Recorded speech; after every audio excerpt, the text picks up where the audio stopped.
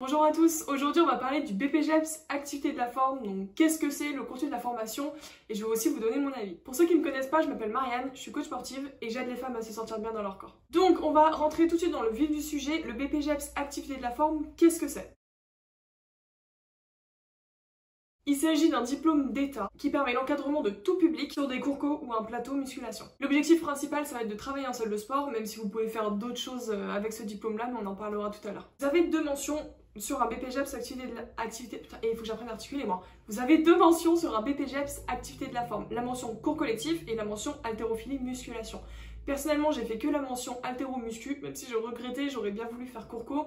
Mais bon, je vous en parlerai après. Vous pouvez faire une seule des deux mentions ou les deux, dans tous les cas vous serez coach sportif. C'est un diplôme que vous allez réaliser en alternance, donc vous allez avoir des jours où vous allez être à l'école et des jours où vous allez être sur votre lieu de stage. Moi personnellement c'était 2 jours à l'école et tout le reste dans une structure, donc dans la salle de sport où je bossais pour mon BP. Juste petite précision, mais vous n'êtes pas payé par la salle de sport, hein, vous allez travailler gratuitement, sauf exception si vous arrivez vraiment à avoir un contrat d'apprentissage.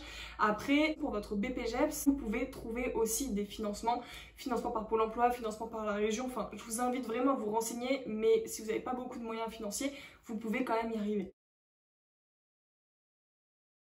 Concernant les conditions d'accès, donc pour pouvoir rentrer en BPJEPS activité de la forme, donc vous avez les TEP, les tests d'exigence préalable, on en parlera tout à l'heure, mais même avant ça, vous avez des conditions à remplir, donc il faut être âgé d'au moins 18 ans, avoir vos premiers secours, donc PSC1 ou équivalence, et présenter un certificat médical de non-contre-indication à la pratique des activités de la forme.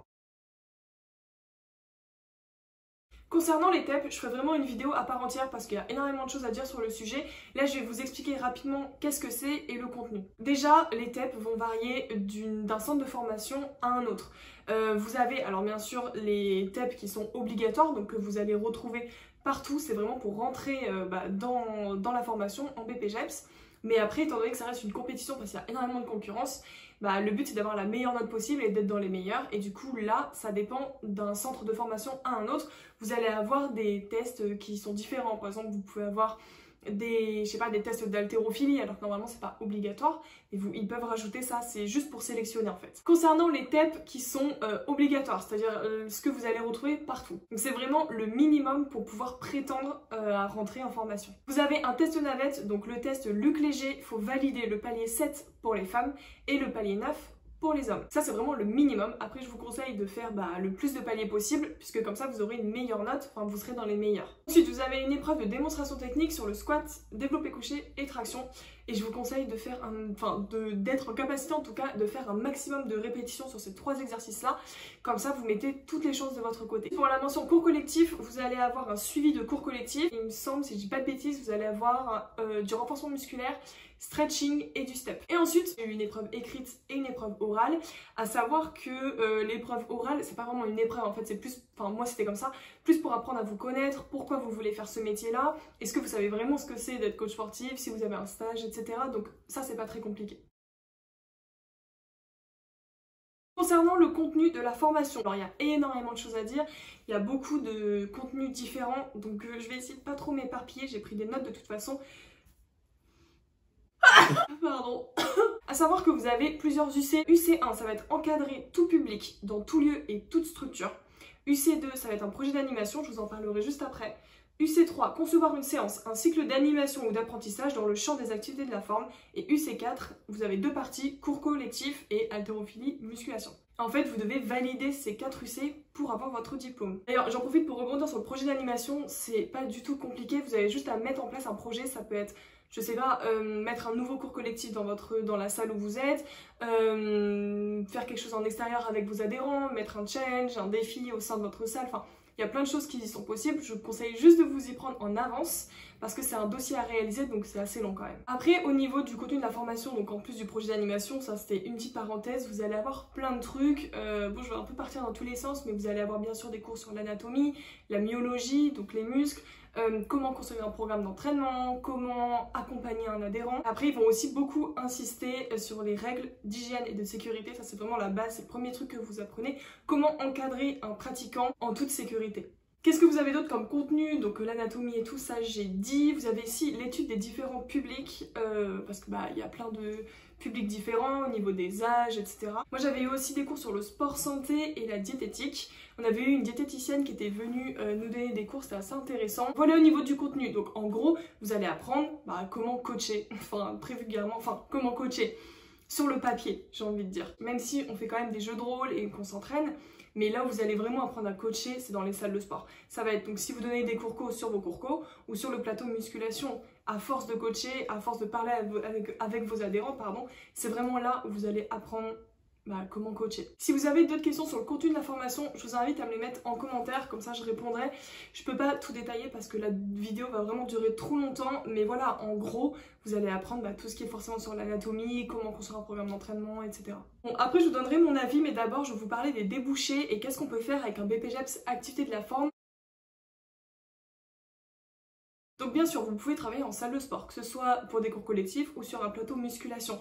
C'est en général, de toute façon, c'est le premier truc qu'on va vous dire, ça va être pour bosser en salle de sport. Après, si j'ai vraiment un bon conseil à vous donner, c'est de passer, si vous voulez faire ça, c'est de passer les 2 mentions. Moi, j'ai passé que la 2e et je regrettais parce que le stage où la salle de sport où j'ai fait mon stage, j'aimais trop faire les cours collectifs, il y avait une ambiance de fou, les cours co, ils étaient géniaux, j'ai trop regretté. Et après, quand je suis rentrée dans le monde du travail, je m'en suis aussi rendu compte par moi-même, quand vous n'avez pas la mention cours co, les salles de sport, en général, elles vous embauchent pas parce que pour bosser en salle, ils veulent vous faire des cours co et du plateau muscu et un petit peu tout en fait. Donc c'est vrai que pourquoi prendre quelqu'un qui a une seule des 2 mentions alors que la plupart ont les 2 mentions. Après, moi personnellement, j'ai réussi à trouver un travail en tant que salarié dans une salle de sport en n'ayant que la mention haltérophilie muscu, donc c'est possible aussi. Vous pouvez aussi travailler dans une box de CrossFit, donc vous pouvez faire que votre mention haltérophilie muscu par exemple et passer votre level 1 et là vous pouvez travailler dans une box de CrossFit ou même ouvrir votre box. En parlant d'ouvrir sa propre structure, vous pouvez aussi ouvrir votre studio de coaching, il suffit juste d'avoir le diplôme de coach, donc là juste la mention haltérophilie muscu ça peut passer aussi et ensuite vous louez un local, vous louez un endroit et vous pouvez ouvrir votre studio de coaching. Vous pouvez faire bien sûr du coaching à domicile, donc si vous êtes à votre compte, du coaching en salle de sport aussi en étant à votre compte. Vous pouvez aussi faire du coaching en entreprise et du coaching dans des associations, ça c'est possible. Soit vous démarchez par vous-même ou soit vous avez des sociétés qui mettent, c'est ce que je vous disais dans une précédente vidéo, vous avez des sociétés qui mettent en relation le coach et l'entreprise. Et comme ça, vous avez rien à faire, juste vous allez donner votre cours. Vous pouvez aussi travailler en club de vacances, ça je trouve ça trop bien, mais moi j'ai pas fait la mention cours co, donc c'est très difficile de trouver. Donc voilà, vous avez plein de choses qui sont possibles, j'ai pas tout dit, il y a d'autres trucs que vous pouvez faire, c'est juste que j'y ai pas pensé. Si vous pensez à d'autres choses, n'hésitez pas à le mettre dans les commentaires. Maintenant je vais vous donner mon avis sur la formation. Est-ce que je vous recommanderais de faire un BPJEPS activité de la forme? Est-ce que le contenu est dépassé? C'est ce qu'on entend souvent. Voilà, c'est parti, je vais tout vous dire.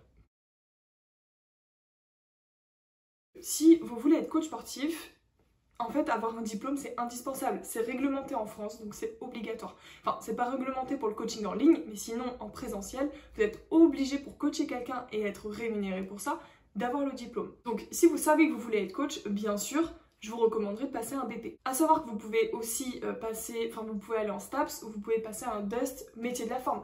Ça c'est possible aussi. Le premier truc dont je voulais vous parler, c'est le truc le plus important. On entend partout que c'est un contenu qui est dépassé, que les coachs qui font un BP c'est des mauvais coachs, etc.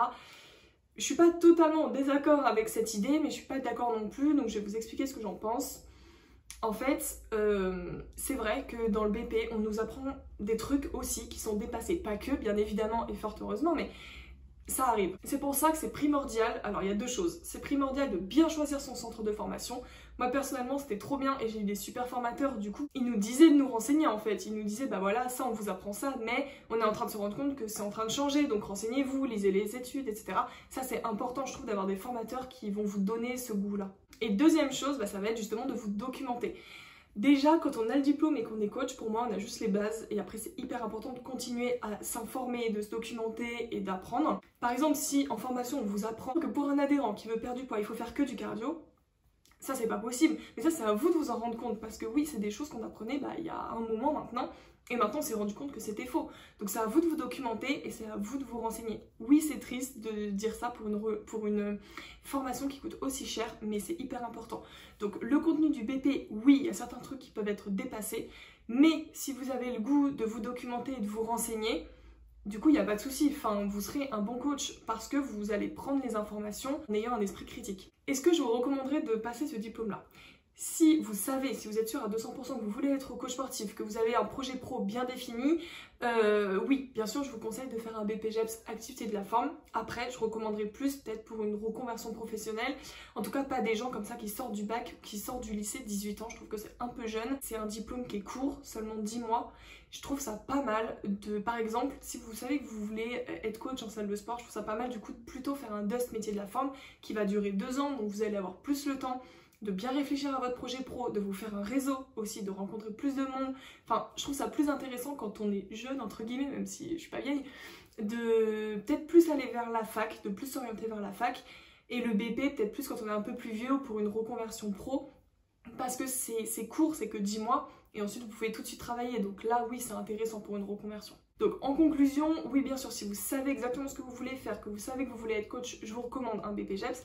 Après, au niveau du contenu de la formation, c'est ce que je vous disais, il y a des choses qui sont dépassées, donc c'est hyper important de pas tout ingurgiter tel qu'on vous le donne et de bien réfléchir, de vous documenter, de regarder les études qui sortent et de pas prendre pour acquis tout ce qu'on va vous dire. Moi personnellement, j'ai passé une trop bonne année, je regrette absolument pas d'avoir passé ce diplôme, c'était trop bien, ça m'a trop appris, mais c'est triste de dire ça, mais quand vous sortez de cette formation-là, quand vous avez votre diplôme, pour moi, vous avez les bases. Et c'est seulement après que vous allez réellement apprendre à coacher, parce qu'il faut vraiment faire beaucoup d'heures de coaching pour se rendre compte des différentes problématiques. Il y a des choses qu'on essaie de mettre en place, ça fonctionne pas pour tout le monde. Enfin, il faut vraiment s'adapter. Et d'ailleurs, je pense que c'est la première qualité qu'il faut pour un coach, c'est l'adaptation. Et ça, malheureusement, ça s'apprend pas sur les bancs de l'école et c'est en pratique. Si vous avez d'autres questions sur le diplôme, surtout n'hésitez pas à demandez-moi en commentaire ou directement en message sur Insta, je répondrai beaucoup plus vite. Merci d'avoir regardé, je vous fais des gros bisous et n'oubliez pas que quel que soit votre objectif, je suis avec vous.